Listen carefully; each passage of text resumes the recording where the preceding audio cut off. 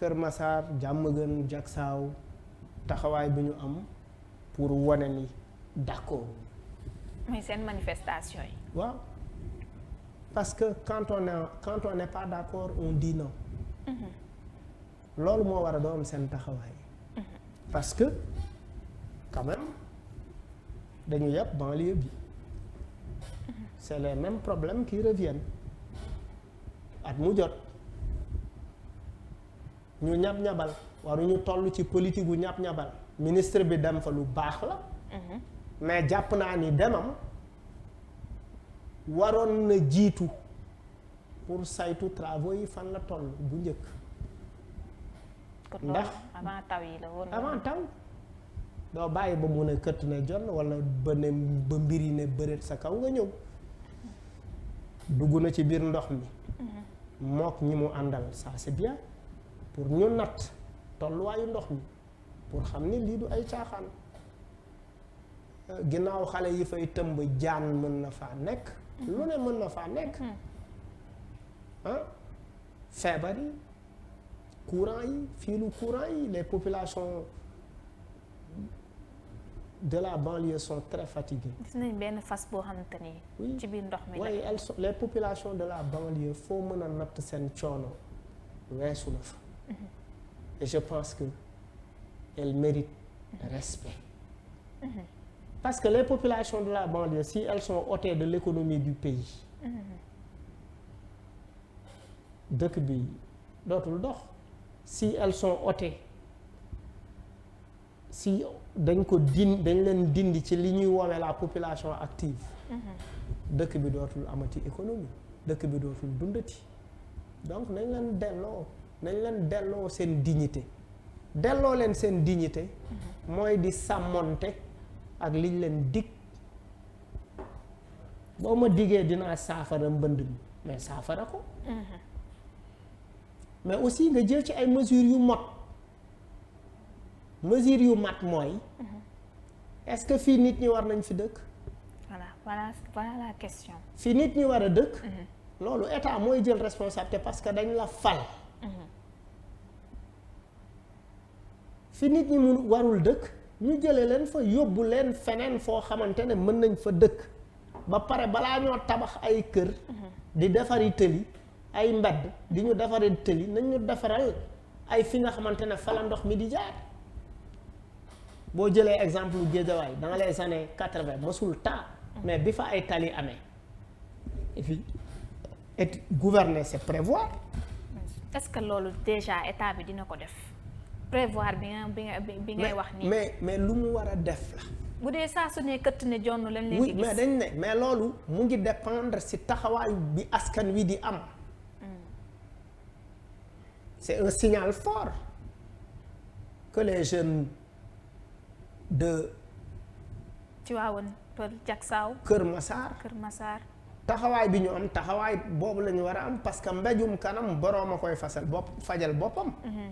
oui man jàpp naa ni.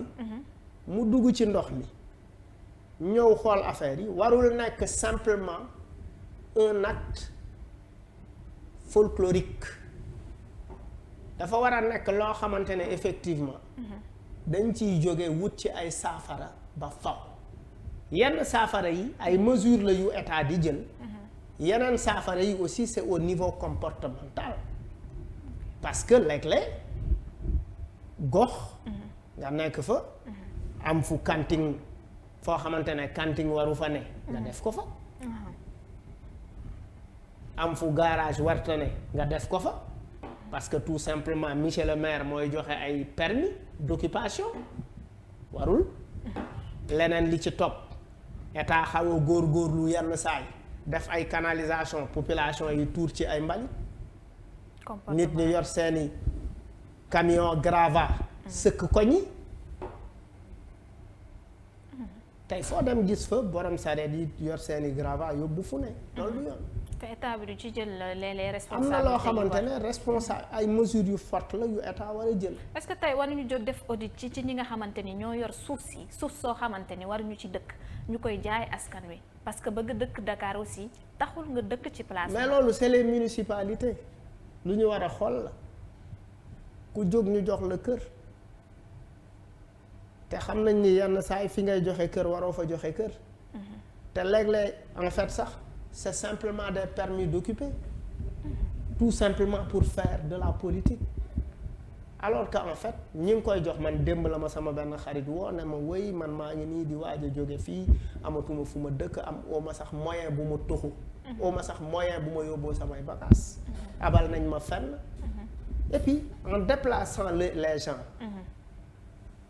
dafa am looy déconstruire parce que nit ñi bu ñu dëkkee ci benn gox dinañ dem ba commencer fa tisser ay liens commencer construire quelque chose de social say doom commencer fa miin ngeen am fa ASC bokk fa ci ay tànn béer bokk fa ci ay xumbal am fa ay xarit commencer fa construire dara après il y a une rupture sociale boo xamante ne loolu nga y a beaucoup de dégâts qui tournent autour de ces problématiques là il faut que ñu delloo nit ñi seen dignité delloo nit ñi seen dignité mooy ñu dëkk fu baax ñu toppatoo leen mu am infrastructure yi war bés bu ne nga dégg ay milliards même chose mais regarde ces populations là elles sont fatiguées image yi ñoom aussi war nañu am fulaay sanctionné ba pare di mën a tànn njiit parce que mu ngi am ci gox-goxaan yi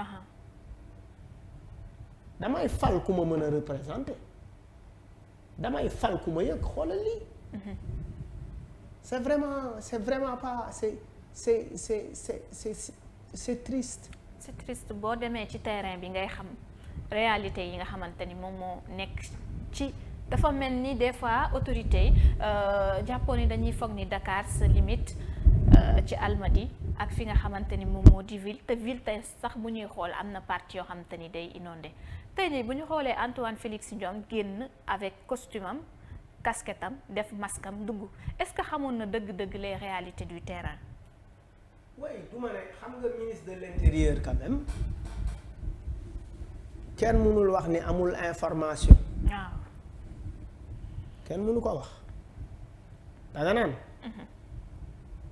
diggante information bi ñuy am ak moyen yi ñuy jël ak politique bi ñuy doxal pour saafara mbir mi parce que bu ma bëggee saafara mbënd mi man du waa assainissement rek laa war a woo du sapeur pompier yi rek laa war a woo mais dama war a associer population yi ci waxtaan bi ñoom ñuy dund jafe-jafe bi ñu déglu leen ci bu baax waxtaan ak ñoom ndax fi ñu dëkk dañ fee bëgg a continuer di dëkk ba pare na état di am habitude di wax li mu mën am na loo xamante ne foog état am sañ-sañ di wax nit ñi ne man lii laa mën lii mënuma ko état war na mën a wax ni zone nangam ba nangam inondation bi fay am mënuma kaa saafara parce que awma doole bi mais am naa doole mën a toxal population yi raser quartier yenn quartier yi xool lan moo fay yeneen i pexe xool problème bi sinon le problème il revient parce que après situation bi dafay gën a grave ñu ngi ci ay transformation environnementale ñu ngi ci ay réchauffement climatique ñu ngi ci ay yeneen ak yeneen situation bi dafay gën doy waar donc na état jël ay responsabilités population yi aussi am fulla ak fayda effectivement xam ban relation la ñuy am moo war a nekk di seen diggante ak ñi nga xamante ne ñoom la ñuy fal. communication bi mooy def défaut à chaque fois ñu ngi gis ki nga xamante ni moom moo di Oumar Gueye waxoon ni ci daf ko wax daanaka mel ni tey ginnaaw suba sa mu taw bi envahiraat bërëb yooyu mu ne woon à 98% kii travaux yi opérationnel nañ ci tey jii bu waxee ak loolu ñëw ñu gis leneen lu waroon mooy que ni place ba mu ne waru faa ne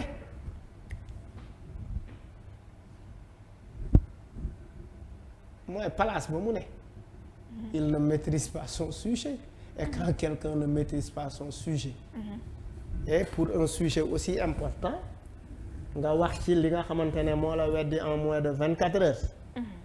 bu doon man la man damay baax damay delloo lenge yi. mais loolu nag ma la du culture Sénégal de. waaw gis nga ko ci yeneen barab mais loolu dafay wane njàmbaar ak jom. dafay wane njàmbaar ak jom. loolu mooy nit. wax naa lii te man maa yor man la ñu dénk kilifteefu nàngam. ma wax ci dara matul ñaari fan. li ma wax waroog li am. mooy li ma wax teguma ko ci xam-xam teguma ko ci dëgg. même boo gisee côté Kër Massar foofu fii président Sall taxawoon tey jii rek sama concert Awa Faye di bokk ci lu mu doon ñaxtu mu di moto pompe yi nañ ko fa tegee woon ñax yi ak ndox ma nam fa nekkee woon bis ba mu naan Kër Massar dañ koy def département dara changé wu fa dara soppeeku fa. waaw askan wi di laaj fan la 15 milliards yi dugg. waaw mais xam nga mooy ndénkaane bu amul saytu luubal ba dafay yomb. xam nga boo déggee nit ñi di naan waaw Guy Marius Sagna dafa bëri wax caat da noppi. ñii dañu mën a wax mën a nii na ñii li ñuy wax dafa am luñ ciy wut.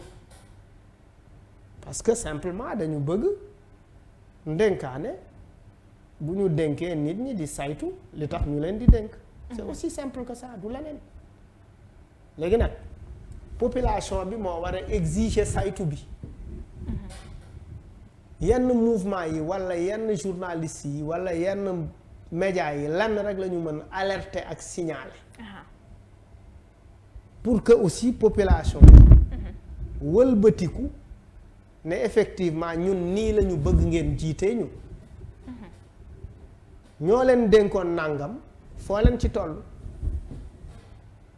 walla li ngeen ma waxoon daaw boo leen ko respecté wul ren. te yegg si nañu ren te ren sax teg na juróom-ñetti fan te li ngeen waxoon ba léegi amagul bii di ñëw boo leen soxlaa sama baat du ma leen ko jox. et l'occasion est présentée, les élections locales sont là. na ndaw ñi samp seeni ndënd falaay jaaree gërëm Fadel Barro bu baax a baax ci taxawaayam bi mu bëgg a am pour Kaolack soxla nañu un nouveau souffle. soxla nañu ay ndaw ak fu ñu munti bokk na. ay ndaw yu bokk Y'en a marre rek yu bokk feneen ak yu bokk ci parti politique d'opposition et de pouvoir fu ñu munti bokk. na ndaw ñi am sañ-sañu laaj gox yi parce que bu ñu dénkee ay mag ñu laaj. war nañoo xool ndaw ñi. ñoom tamit ku mel ni Willy Ndaw fële ca pharmacie golf. ñu ngi koy gis. waaw jàmbaar la. waaw.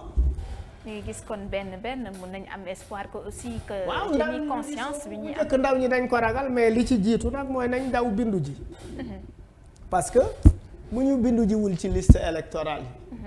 du ñu mën a fal ñu bëgg a fal. parce que ndaw ñi foog ñu comprendre ni que ñoom. ils sont 65% de la population. et les primo-votants surtout ñi nga xamante ne mosuñoo woote. dañu daw bindu ji.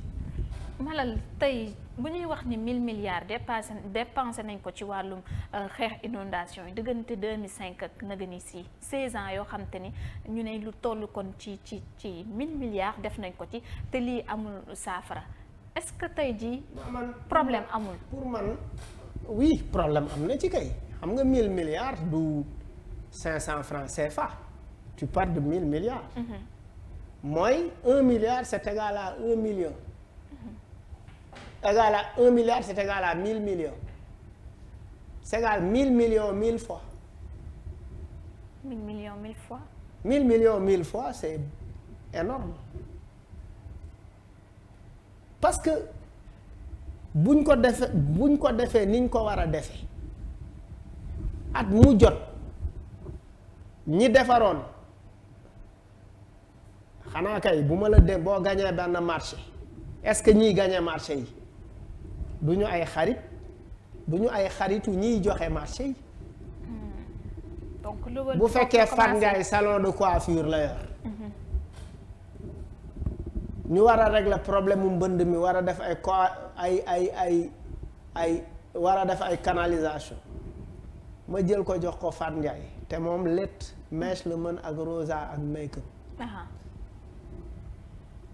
ma jox ko bu ma ko joxee marché bi moom mu wuti ñeneen ñu ko jéem a defar moom mu wut ci lum ci am ñeneen ñi wut ci luñ ci am yëf yi doon ay ñab-ñabal ay dëbb daaxe comme niñ koy waxee comme d'habitude après finalement lu mel nii rek lay jur wala di xool en fait le moins 10 ans maanaam ñii ñëpp proposé nañ mais kii moo gën a yombale boo yombalee te li ngay def mënoo ci tus nag doo produire lu baax déedéet buñ ne waaw non màggalu Tuubaa jot na tabaski bi jot na ndeysaan nañ dem ci per Assane tailleur la ah Moussa Ndiaye de ñaw bu nekk 20 000 la koy defee mais Assane moom mooy moor yombale fonk askan wi la àndal parce que dafa xam ni dëkk bi dafa metti Assane ñaw bu ne 700 la koy defare abaya bu ne 700 nga sëgg di julli sa tubéy bi ne taret parce que jàpp nga ni Assane moo gën a yombale mais lim la ñawal baaxul effectivement julli nga mais yàq nga julli ñeneen ñi parce que bi nga sëggee sa tubéy dafa nettare loolu moom dëgg la dañuy xool ñi mën lu ne buñ ko tegee ci loxo ki ko moom mbir yi dafay simple efficace gaaw te justement dafa am élément démb Absa